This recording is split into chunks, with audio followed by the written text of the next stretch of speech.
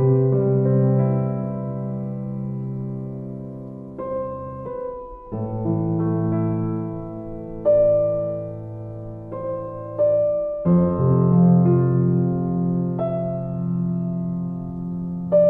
I'm Jill Santiago, Director of the Center for Social Justice and Human Understanding at Suffolk County Community College. Welcome to By Design, the History of Oppression on Long Island, a documentary series that explores the historical roots of many of the challenges facing Suffolk County residents today. In this episode, I'm honored to sit down with Dr. Christopher Verga, a local historian and instructor of Long Island history here at Suffolk County Community College. Dr. Verga is the author of 7 books chronicling different chapters of Long Island's past, including the one we'll be discussing today, Nazis of Long Island, Sedition, Espionage, and the Plot Against America. Chris, thank you. Thank you for sitting down and talking with me today. You know how excited I have been to get into this book. It exceeded all of my expectations. Your research is absolutely amazing, so thank you. I'm really excited to talk. I'm humbled. I appreciate it. Thank you. Thank you. Yeah. So I have so many questions, but I think just to give people a general sense of where did this book come from, what sparked your interest in this, and how did this book then take shape? Okay, so the underlying theme would be my civil rights book on Long Island. That kind of branches off on about 3 books so far, especially this one right here. I believe it was a disturbing article that really caught my attention in the New York Times about a racial covenants clause that was in Yapank, and this is 2014, of being German, quote unquote, Anstract. You have to be German ancestry, and people cannot rent or buy in this area until they can prove that they were German ancestry. And I'm thinking, this is 2014. This is very, very weird. And it was just like a thread pulling on a sweater until there's no more sweater.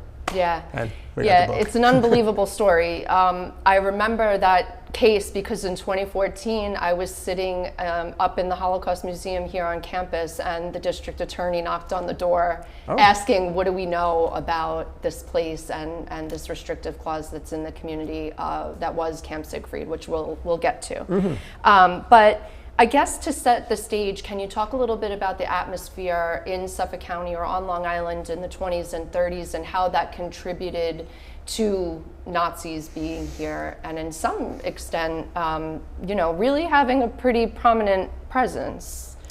Well, it was a breeding ground, quote unquote, a perfect storm, I guess. 1 in 7 people at the time in Long Island were Klan members.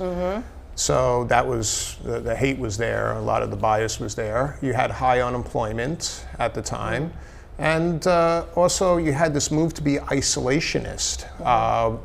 Out of all the communities across Long Island, at least 3 people per each community, like 3 people in each community were killed during World War I. So you had this push to be isolationist and fear of literally going back into a World War II. And also you had like this big era of kind of conspiracies coming out around this time. Ford was really entertaining it by really giving everyone a copy of Protocols of Elders of Zion, which was really feeding into the anti-Semitic vibes that we had going on at the time. And it was just conspiracy-driven, isolationist, lots of biases, high unemployment. And it was like the perfect storm. And you had a big pandemic with the Spanish flu that we were just coming out of. And similar to 2020, we did have lockdowns back then, which fed into more conspiracies as well. So by the time we hit in the 30s, perfect breeding ground for something like this. Yeah, and you mentioned Henry Ford and his influence.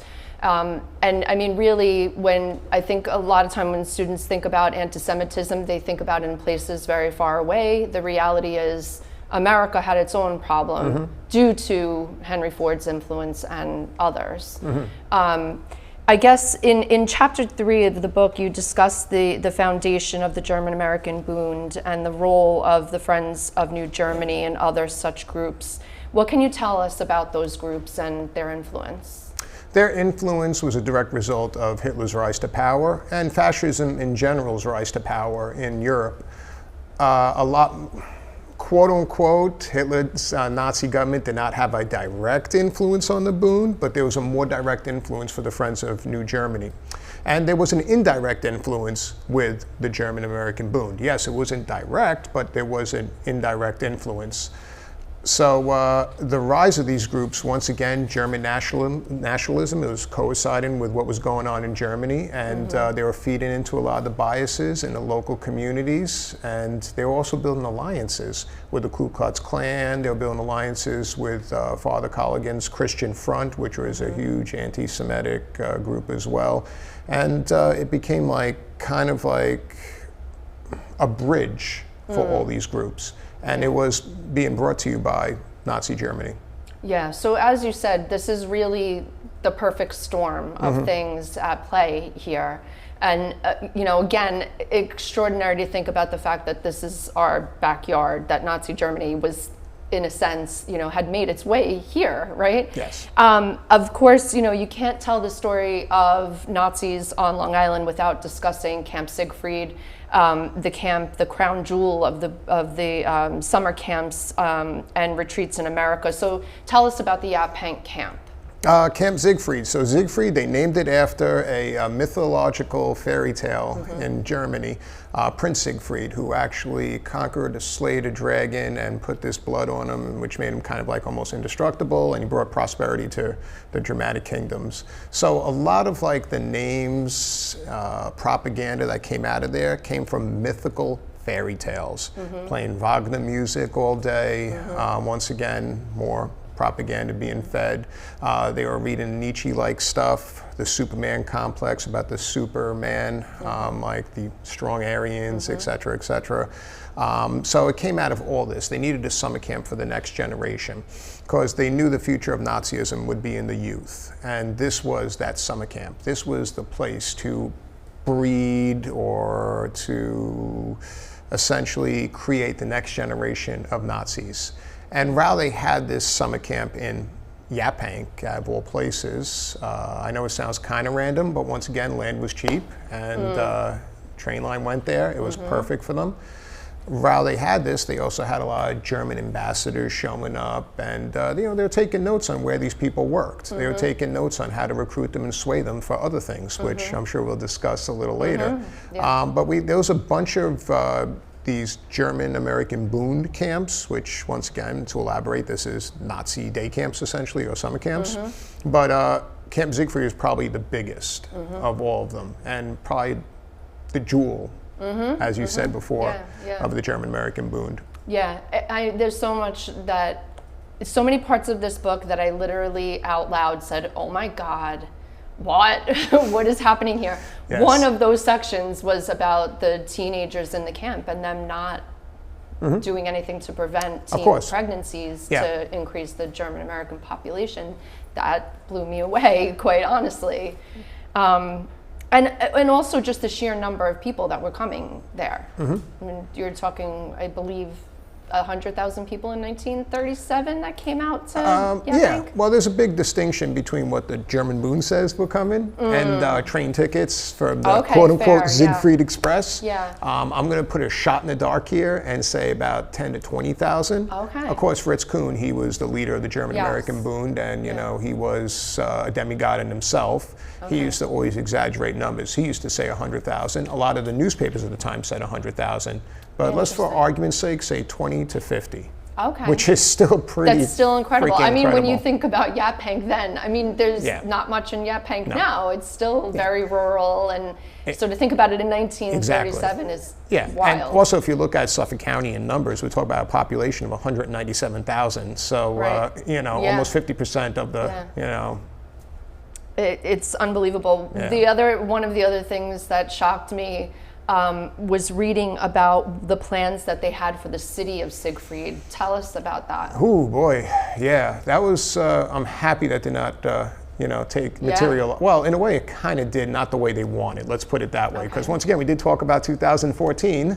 So, well, they wanted a city, a self-sustaining city that was a chemical factory there, and they weren't clear on what chemicals they were going to produce there, which is really disturbing. So they want to put this chemical factory in the middle of Yaphank, and they want to make a city, and everyone works there. and they wanted to produce these chemicals. Now, if you look at a lot of their trading partners, they were all connected to the Nazi regime, which makes it very, very disturbing. They wanted to make it a self-reliant city of making this chemical that no one would know except for the Bund members. Yeah, I mean, that's what it was. I think the way that you have it is the production of a high demand chemical that would be exported. Yeah, that was in the FBI files. I wondered where you got that. Yeah, that's extraordinary. All my documents came from the FBI files. So if you go to FBIvault.com, all declassified FBI files you can find there. National Archives, the Dick Steen Un-American Activities papers. Once again, I got a copy of that as well, which was really disturbing to see the NRA's connection to the Bund. Also, Governor Dewey's papers up in Rochester, University of Rochester up there. Very, very, very, very amazing just to dig into that. This did keep Governor Dewey up at night. I believe it. Yeah, actually kept a lot of people up at night. Governor Dewey probably the most. Yeah, well, this is a good segue into my next question about the resistance, you know, as well, the resistance to the camp, but also just resistance at a larger scale. So what can you tell us about that, you know, locally? And I think New York City, I understand, is kind of like where most of the resistance is coming from. So what can you tell us about that? So a lot of it is coming from New York City, with Fidel LaGuardia. You know, he's behind the scenes like kind of, you know, making the resistance happen, not directly once again, but once again he's allowing the boycotts of German goods, turning the other way, et cetera, et cetera. So you did have a strong anti-fascist movement in New York City. Was it as direct here? It was more like strong anti-Nazi movement here. It was a little specific. The Disabled Veterans of America, they were huge part on trying to get the Bund out of Breslin, which is Lindenhurst. Yes. They were invited to Camp Siegfried because, once again, the German American Bund is American patriotic, which was kind of hilarious, even to fathom that, but whatever. That being said, they invited them to Camp Siegfried, and it's like, yeah, we're going to be there, but it's not going to be good for you. We're going to be armed. So ever since they gave that threat, they literally had police escorts at Camp Siegfried because the Disabled Veterans of America, these local chapters, came together to try to get them out. You also had local legislators that tried fighting it as well. But unfortunately, a lot of them were voted out of power because of, once again, as you said, Yaphank and Brookhaven is like a handful of people. Well, all of a sudden, now you got 20,000 people registering as quote unquote residents of Siegfried full time. No, they can register to vote. So all of a sudden, 3,700 people vote to, you know, support him, and 15,000 vote to kick him out of office. So they did manipulate elections on that level as well. I want to skip to the propaganda efforts that were being used to persuade Americans, and specifically the money that went into this is crazy. Lawrence Dennis is actually a really interesting person. Lawrence Dennis, who actually really promoted a lot of these stories through Reader's Digest, he was a great word source. You know, he used to craft words really well. You know, he really knew how to write. That being said, it wasn't good stuff on. That's going to stand up to history. Lawrence Dennis, years later, to what he said was he was just a strong isolationist, but he was getting checks from back channels from the Nazis to write these stories that were put in Reader's Digest. Now, this is the kicker. Lawrence Dennis was half black. Oh, wow. Yeah, which makes it even, but he once again turned his back on that, identified as white. So that is another layer that I'll never understand. Wow. So yeah. Just for context for students that don't know Reader's Digest, I mean, what does that mean? What should that mean Reader's to them? Digest was the go-to magazine for everyone. It was People, Times, it was everything put in one, and it was outselling everything. It was fun Americana stories. It was serious stories, such as Lawrence Dennis's writing. It was everything. But he was just the chief architect on a lot of this propaganda being put out there. So the wide range of people reading it was incomparable. You also had social justice newsletters coming from Father Colligan. Father Colligan was a hardened anti-Semitic, racist, and I just don't want to call him father, you know. I just got to call him agree with Colligan, you. you know. But he was a horrible human being, and this ain't me being subjective here. Mm-mm. It takes someone amazing to actually see both sides on that one, because you can't. He was literally sending out his newsletters that were literally being copy and pasted from Mussolini, copy and pasted from Nazis in newsletters. He was putting it in English and mailing it to almost over 1 million people throughout America. Yeah, and I guess that's the thing that's so shocking, is the reach and the fact that he was a Catholic priest, right? This is not a popular podcaster today that students are listening to. Hopefully they're not getting their moral guidance from a podcaster today to make the comparison, but then this is your Catholic priest, right? So what does that do to the Catholic population and the way that they think? And now, going back to what I was saying before, anti-Semitism is a very real problem. Yeah, it was a huge problem, yeah. So much of the book surprised me, and it felt so relevant to our contemporary world.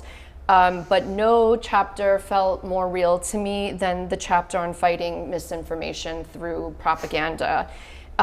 Really just extraordinary stuff. You know, if I had to go back to all the chapters and really redo things, it would be that chapter. Really? Because it's so important about how we had the information wars. It was so important, and you know, that's one thing in the book which I wish I delivered better. I thought you did an incredible job. It's one of my favorite chapters in the book. I thought it was very good. It talks about how rumors are spread, how conspiracies are created. It's so important that we know that, especially today, in the age of like social media, you know, and the age of people becoming novice doctors, sitting on their toilet, like looking at clickbait, you know. That's so important today. And sorry about the graphic about that, but the thing is, it's still the same setup. It's still the same setup, how a rumor is spread. It's still the same setup, you know? And how do you combat it? It's still the question. Do you combat it with more propaganda?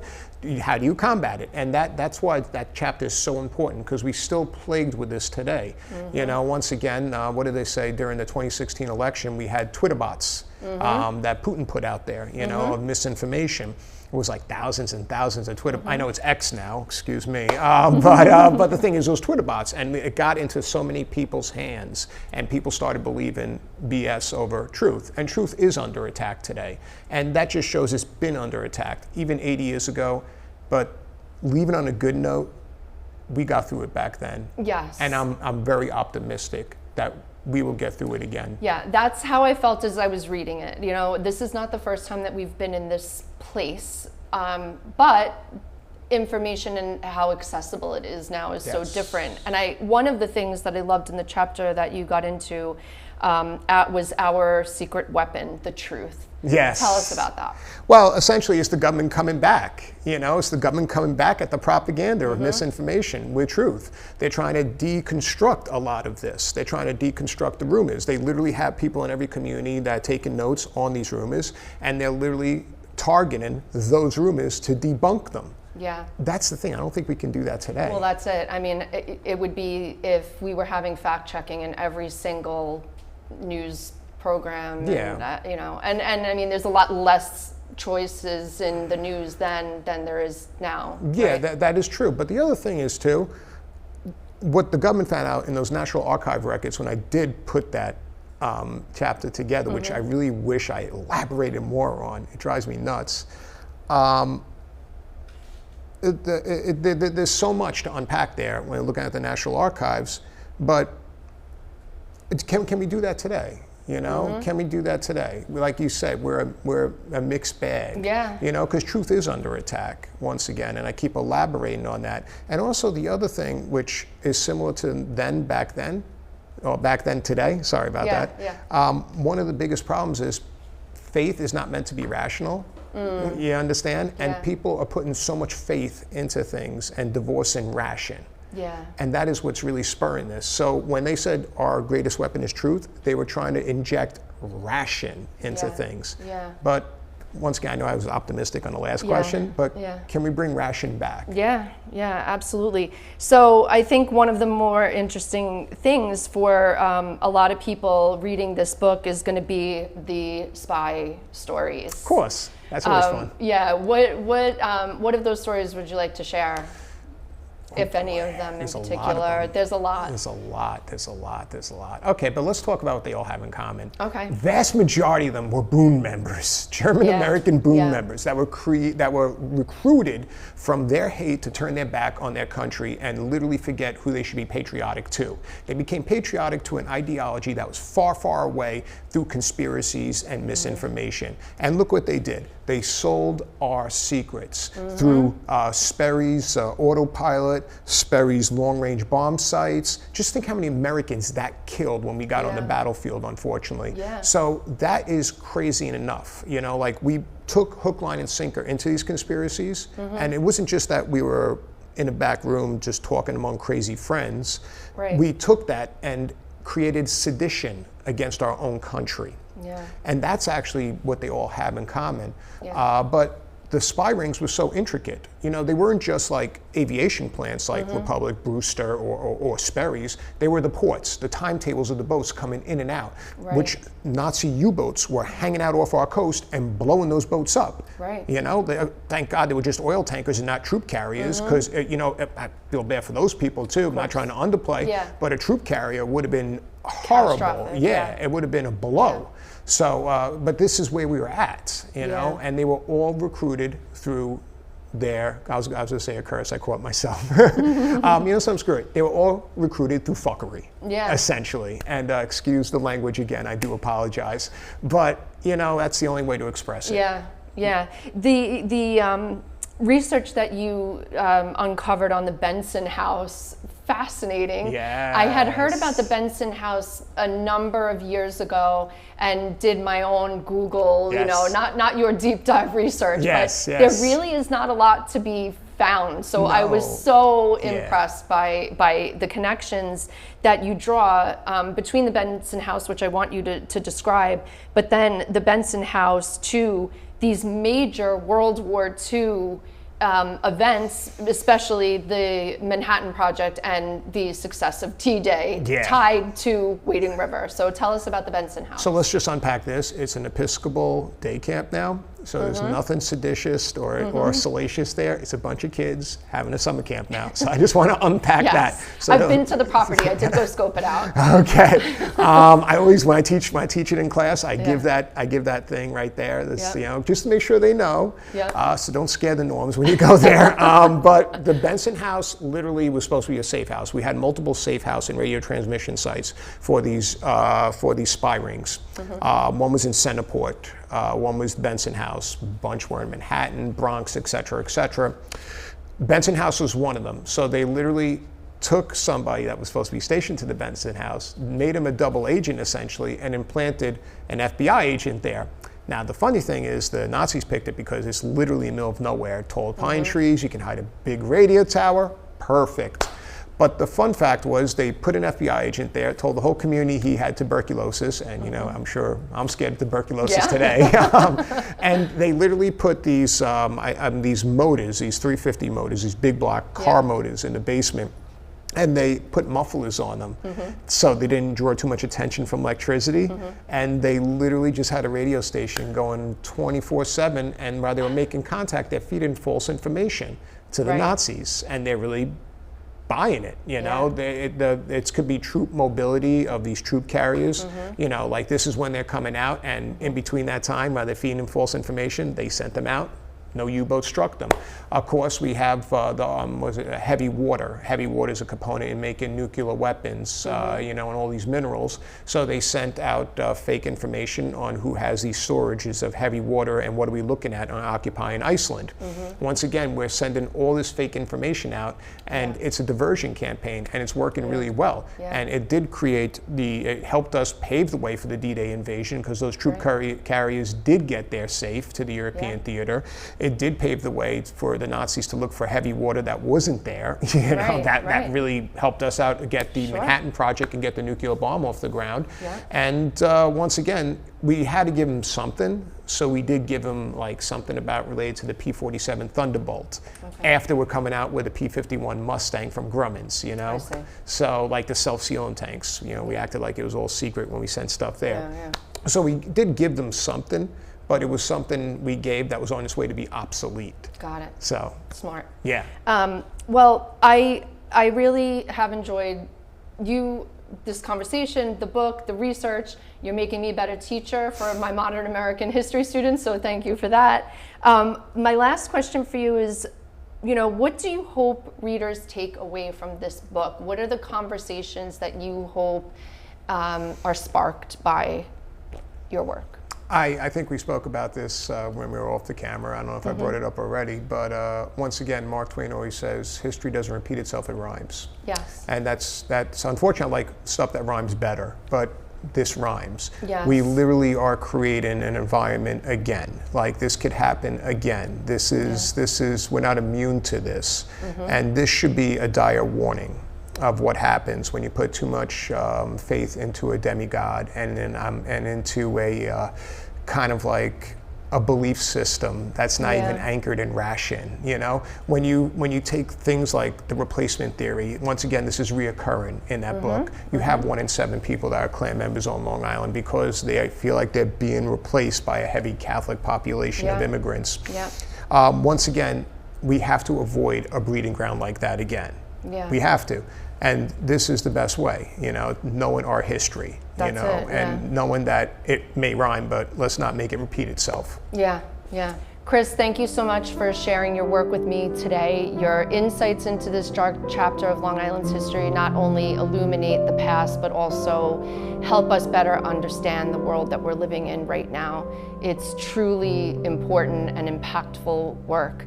If you enjoyed exploring Long Island's history in today's conversation, be sure to check out our other interviews with Dr. Verga, one on the KKK's presence on Long Island, and another on his book, The Ferguson Brothers: Lynchings on Long Island, a Civil Rights Catalyst. Thanks so much for watching.